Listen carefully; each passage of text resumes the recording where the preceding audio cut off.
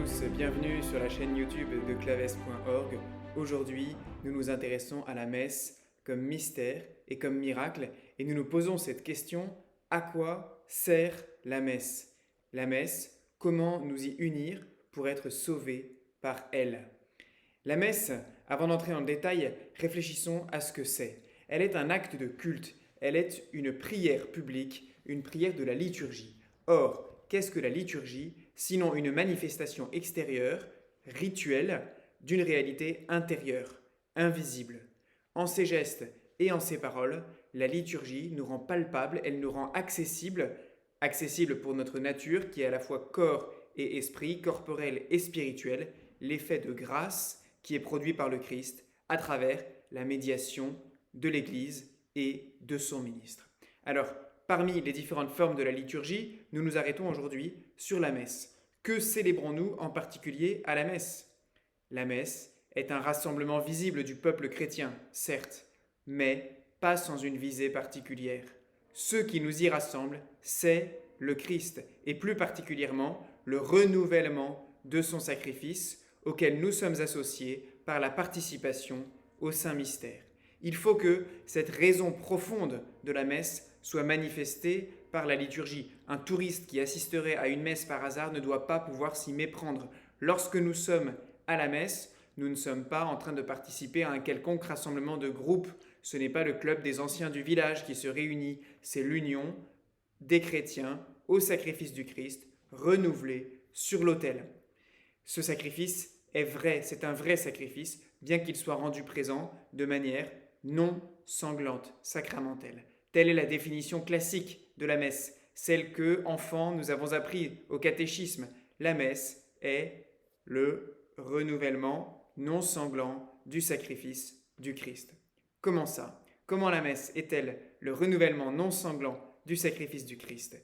Eh bien, c'est justement ce que manifestent sacramentellement les rites de la messe. Ils manifestent et ils renouvellent le sacrifice. Le mystère, c'est celui du sacrifice du Fils unique de Dieu. Eh bien, ce mystère est renouvelé par un miracle invisible, un miracle au sens philosophique, au sens médiéval si vous voulez, une exception, une sortie de l'ordre naturel. Et ce miracle, il est désigné précisément par le beau terme de transsubstantiation.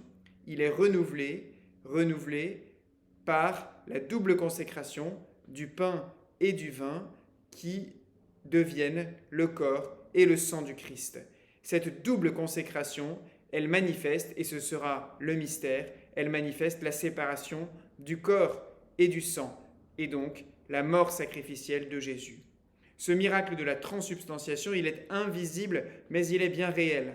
Ce n'est pas un changement apparent, c'est pourquoi on préfère ne pas parler de transformation, mais un changement de la substance. La substance, c'est ce qui se tient sous une réalité, le substrat profond, ce qui fait que la personne ou la chose est qui elle est ce qu'elle est. On dit par exemple que toutes les cellules de mon corps se renouvellent périodiquement. J'ai donc changé déjà plusieurs fois l'intégralité de mon organisme, mon apparence physique notamment a considérablement évolué depuis ma naissance. Et pourtant, ma substance demeure la même. Dans la transsubstantiation, les choses s'inversent par miracle. Toute la substance change, celle du pain disparaît, elle est remplacée instantanément par celle du corps du Christ. En revanche, les accidents demeurent. Rien n'est perceptible par les sens de cette conversion substantielle. Les apparences sensibles, les accidents, demeurent sans leur sujet, le pain, qui n'est plus là, par la vertu divine, comme un voile de la réalité. Saint Thomas d'Aquin dira que c'est aussi pour appeler notre foi. Attention, dans la transsubstantiation, nos sens, notre vue par exemple, ne sont pas trompés. C'est simplement qu'ils ne sont pas dimensionnés à voir ce qui est au-delà des apparences. Ils sont dimensionnés, proportionnés aux apparences physiques. Mais ce qui est en dessous des accidents a totalement changé. Totalement. Une substance a laissé la place à une autre, instantanément, au moment même où le prêtre termine de dire les paroles Hoc est enim corpus meum ceci est mon corps. Ce n'est pas par les yeux de notre corps que le miracle va être perçu, mais par ceux de l'âme. Et ce miracle renouvelle donc le mystère du sacrifice de Jésus, rendu présent par cette double consécration. En effet, en rendant présent séparément son corps et son sang, le Christ manifeste sa mort librement acceptée par amour pour nous. Il renouvelle son sacrifice de manière bien réelle, quoique non sanglante, sacramentelle. À la messe, c'est donc vraiment à la passion de Jésus que nous sommes unis. Mais, comme le rappellent les deux belles prières du Suscipe Sancta Trinitas à la fin de l'offertoire et du Unde et Memores, juste après la consécration, qu'on appelle aussi l'anamnèse, la messe n'est pas seulement un rappel de la passion de Jésus, car elle ne va pas sans la résurrection.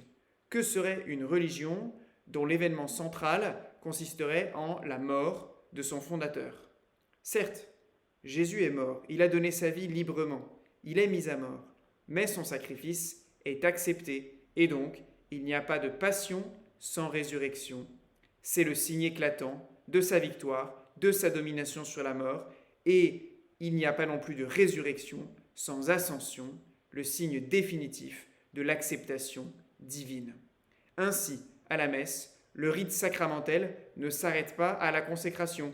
Le pain et le vin deviennent séparément le corps et le sang, mais il n'y a pas de double consécration sans réunion, sans commixion, et c'est le petit geste en lequel la parcelle d'hostie est réintégrée par le prêtre dans le calice qui manifeste la réunion du corps et du sang dans la résurrection.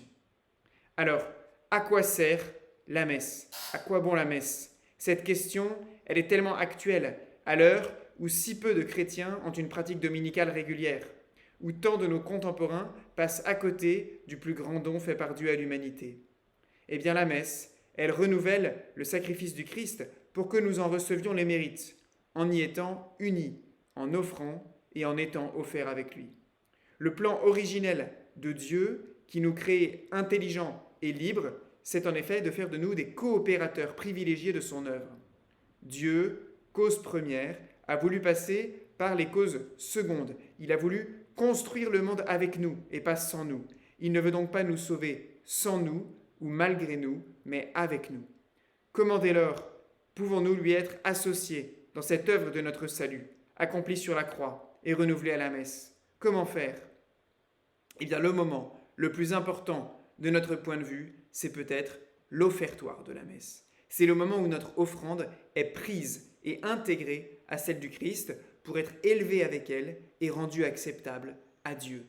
À l'offertoire, et les prières de la messe traditionnelle le manifestent magnifiquement, nous offrons à Dieu de notre indigence, de notre faiblesse. Nous apportons à l'autel un sacrifice en lui-même totalement inapte à être agréé, mais nous sommes pleins d'espoir que ce sacrifice pourra être accepté en étant intégré à celui de Jésus, à l'hostie sainte et immaculée, au calice du salut auquel nous ajoutons avec le prêtre notre petite goutte d'eau. Et de fait, si nous nous sommes offerts avec lui nous sommes consacrés et le sacrifice se termine dans la communion. Les sacrifices anciens avaient en effet cette double dimension. Offrande, immolation expiatoire, eucharistique, latretique, c'est-à-dire adorante, d'une part, mais aussi communion dans un rite qui rassemble autour d'une même table Dieu et les hommes, d'autre part. Eh bien, les rites de la messe traditionnelle rendent particulièrement palpable cet aspect sacrificiel de la liturgie du Saint-Sacrifice. À travers l'offertoire en particulier et ces magnifiques prières qui expriment bien l'aspect de supplication, nous demandons à Dieu que nos sacrifices soient acceptés avec le sacrifice de Jésus. Et on retrouve cela dans le profond équilibre, le balancement, dans la structure même de la liturgie ancienne, entre l'offertoire d'une part, cette partie active, cette montée vers Dieu, et la communion d'autre part, cette partie réceptive, cette descente de Dieu vers nous, qui encadre la consécration, la partie contemplative, le sommet. Les gestes même du prêtre le manifestent, qui fait monter les mains et les oblats vers Dieu à l'offertoire, qui élève à la consécration les espèces transsubstantiées, qui redescend enfin vers la sainte table à la communion pour porter aux fidèles la nourriture divine.